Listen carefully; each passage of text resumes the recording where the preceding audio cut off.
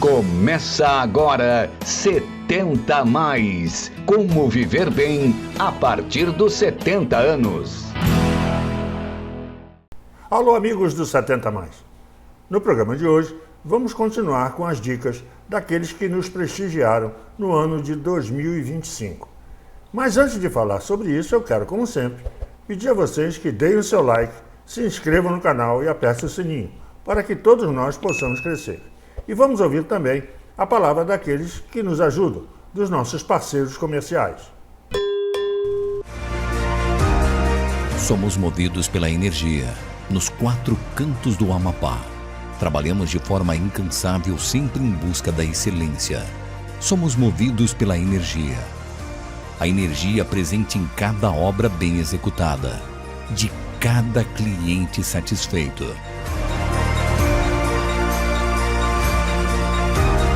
Somos a Eletroservice. Há muito tempo convivemos com o caos, horas perdidas, calor, desconforto, paradas lotadas e até risco de vida.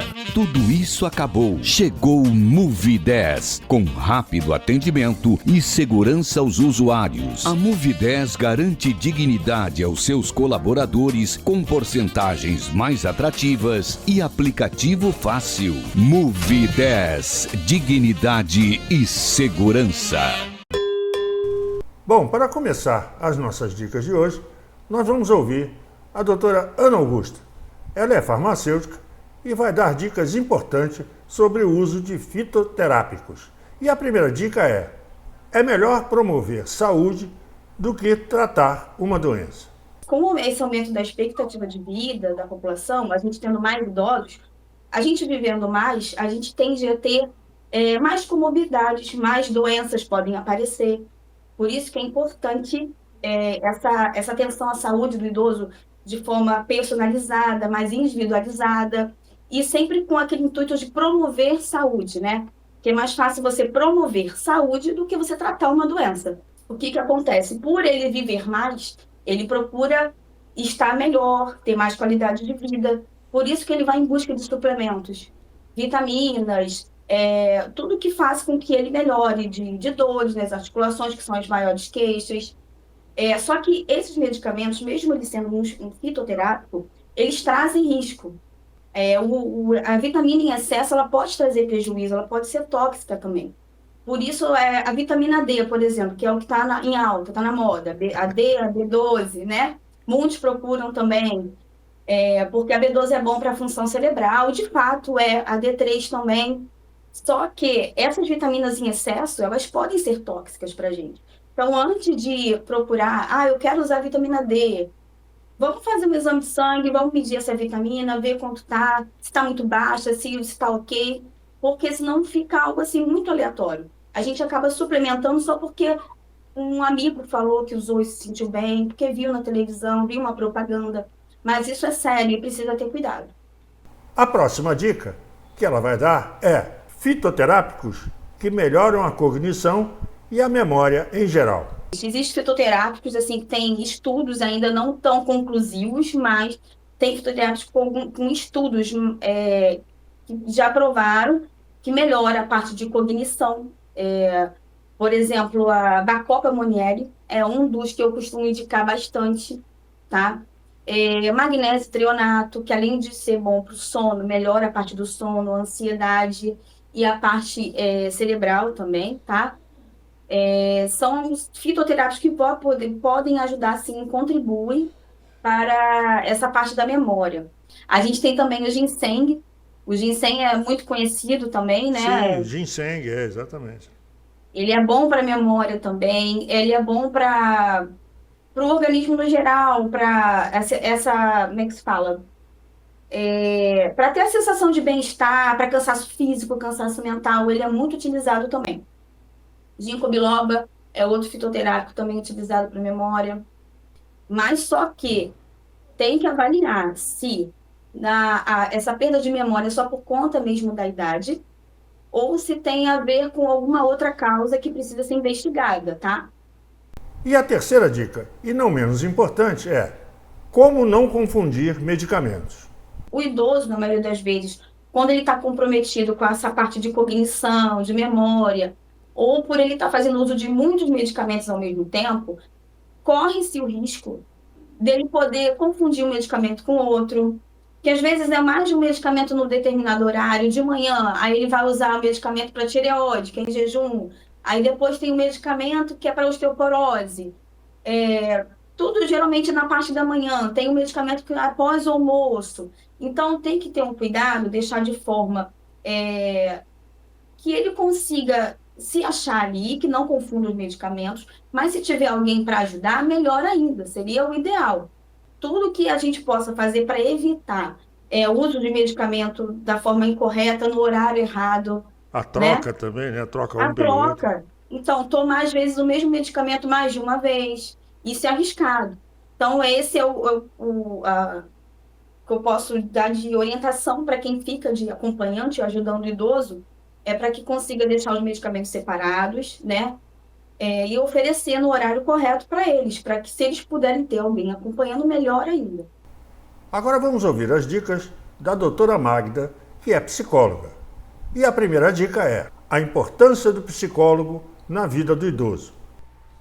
Então, por exemplo, você vai ao psiquiatra porque não dorme, né? Tem insônia. Você vai buscar uma solução imediata, porque nós somos seres imediatistas, e a gente vai ao psiquiatra. E aí o psiquiatra passa um remédio para você dormir, né? Um calmante para você dormir. E aí resolveu o seu problema, né? Momentaneamente você tomou o remédio e você vai dormir. Agora, por que você não dorme, você continua sem saber. E aí entra o saber da psicologia para entender o porquê que o Luiz não dorme. Porque o remédio vai estar ali, mascarando o sintoma. Ele vai dar o alívio, ele vai fazer aquele sujeito dormir, até porque esse sujeito precisa dormir, né? Se a gente não dorme, a gente não tem saúde mental e nem física. Só que, por que ele não dorme, a gente continua sem saber. E aí, a terapia, a psicologia, né, o tratamento psicológico entra para poder entender a causa do porquê o Luiz não dorme, né?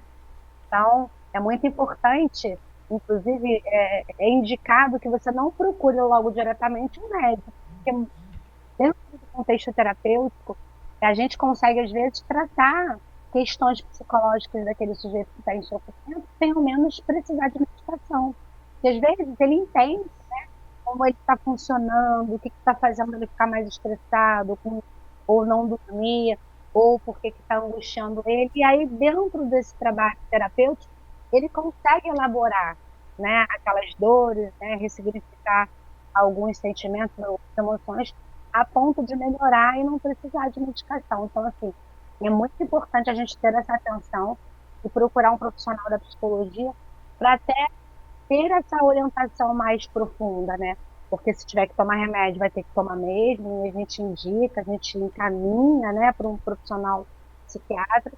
Mas, assim, acho que é muito importante a gente ter essa noção de que o psicólogo vai tratar da causa do sintoma.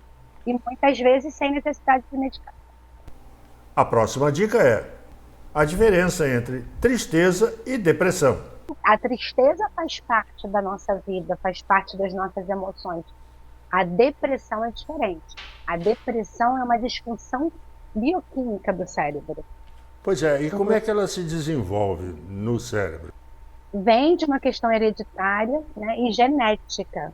Né? Por que eu digo hereditária e genética? Porque você pode ter um parente, né, com depressão, mas devido à sua genética, que é sua, uma identidade sua genética, você pode não desenvolver. Ou você pode desenvolver. Então, isso é a depressão de base endógena. E tem a depressão de base exógena, ou seja, às vezes o sujeito pode desenvolver a depressão devido a um estresse pós-traumático, devido a uma perda muito significativa para aquele sujeito, ele pode desenvolver a depressão. Então, a depressão, ela é uma doença, ela é um transtorno, na verdade, não doença, é um transtorno, e ele como eu falei, ele é uma disfunção química. Então, tudo que tem a ver com disfunção bioquímica do cérebro precisa de medicação. Só que, como eu falei, a medicação sozinha ela não dá conta A pessoa precisa fazer terapia para entender também o porquê que chegou àquele nível de depressão a ponto de causar sofrimento, ao ponto de, às vezes, o sujeito dar suicídio ou idealizar suicídio, ou talvez ficar mais recluso, não querer, não ter mais motivação para viver, enfim. Então é importante que a gente possa procurar ajuda o quanto antes, porque quanto mais rápido a gente tratar da depressão, mais rápido a gente vai ter uma melhora. Depressão não tem cura, mas ela tem melhora, ela tem controle, né? estabilização, tem controle, entende? Então isso é muito importante. E depressão não é frescura, como muitas pessoas dizem. Depressão não é falta de Deus. Como se trata de uma questão bioquímica, então não tem como ser falta de fé. Então, assim, depressão não é frescura. É muito importante a gente procurar ajuda o quanto antes. E com um profissional adequado, que é o psicólogo psiquiatra. E vai dar ainda esta dica que é: como prevenir o Alzheimer? Alzheimer também é uma doença que também pode ser de forma de fundo genético, né? E hereditário. E o que a gente pode fazer para prevenir? Primeiro, ter hábitos saudáveis, né? Como, por exemplo, praticar atividades físicas, né? Ter uma boa alimentação, se cuidar, fazer terapia. Eu tenho paciente com Alzheimer, né, que eu trato. Então, assim, fazer com que aquele sujeito seja funcional, sobretudo o idoso. O idoso, ele precisa trabalhar o cérebro, né? Ele precisa ter motivação, né? Exatamente.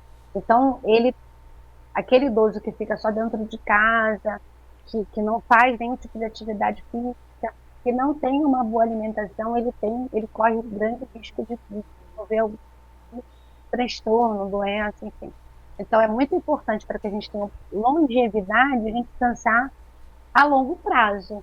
E pensando a longo prazo, a gente precisa pensar em atividade. Por exemplo, quando eu tenho um paciente com depressão, que entrou com depressão e melhorou, teve um quadro de melhora, e aí ele diz assim: Magda, já tem um bom tempo que eu estou bem, você não pode me dar alta? Aí eu costumo dizer: você está fazendo atividade física? Mas o que isso tem a ver? Muita coisa, né? Porque a atividade física libera hormônios que ajudam a gente a ter saúde mental, né? Então a gente chama os hormônios, o quarteto da felicidade, que é serotonina, dopamina, ocitocina e endorfina. Esses hormônios, eles também são liberados pelos próprios remédios que o médico passa quando você está com depressão. Porque, por exemplo, a serotonina é nosso antidepressivo natural, a dopamina. Então, se você tem baixa desses hormônios no cérebro, você vai deprimir mais, você vai ficar mais desmotivado. Então, quando você faz atividade física, você vai liberar esses hormônios que vão ajudar a sua saúde mental e física. E aí, se a pessoa estiver tomando medicação, é muito mais fácil desmamar um paciente que está tomando medicação tendo algo para substituir, como atividade física, por exemplo, porque ela vai liberar esses mesmos hormônios, só que de forma gradativa, né, e a longo prazo, do que simplesmente dar alta para um paciente que está tomando medicação sem fazer nenhum tipo de atividade. Com atividade física, eu costumo dizer, é um dos melhores remédios para a depressão. E agora chegou a vez da doutora Cláudia Azevedo, que também é psicóloga, e deu dicas importantes, que são: ninguém se apaixona por um perfil na internet.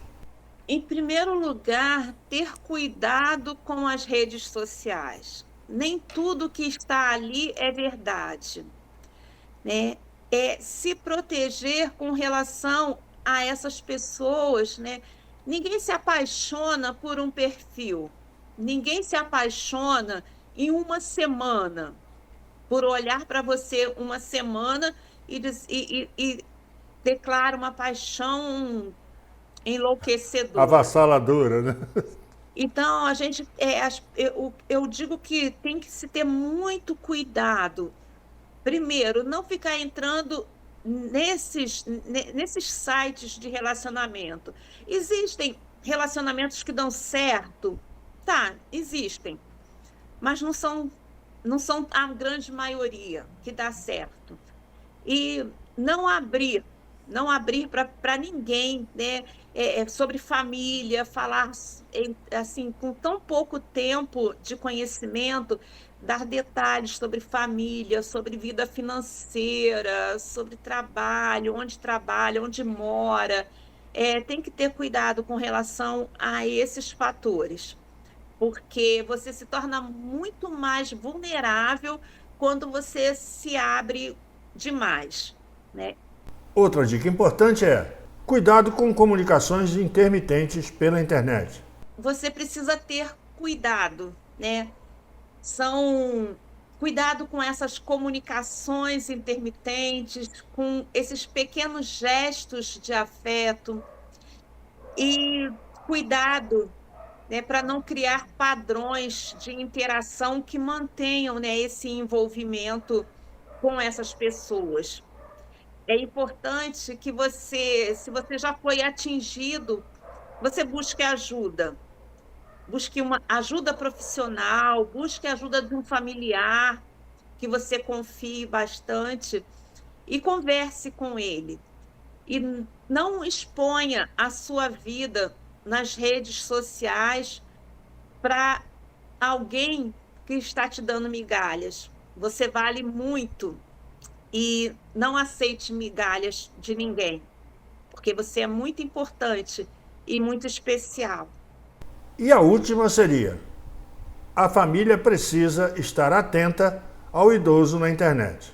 Tem que ter esse cuidado, sim. A família precisa estar atenta, né? Da mesma forma que a família tem que estar atenta com o seu idoso, com relação a jogos, né? Dela não gastar o dinheiro dela todo com jogos, tem que ter cuidado com esses perfis de relacionamento também, porque ela pode cair. Todo mundo está sujeito, numa situação frágil, de cair num golpe desse, no golpe emocional e no golpe financeiro. Bom, tenho certeza que todas essas dicas são muito importantes para nós. E espero que semana que vem já tenhamos um novo convidado para continuarmos a nossa série de programas inéditos. E até sábado que vem, se Deus quiser. 70 mais. Como viver bem a partir dos 70 anos. Até a próxima!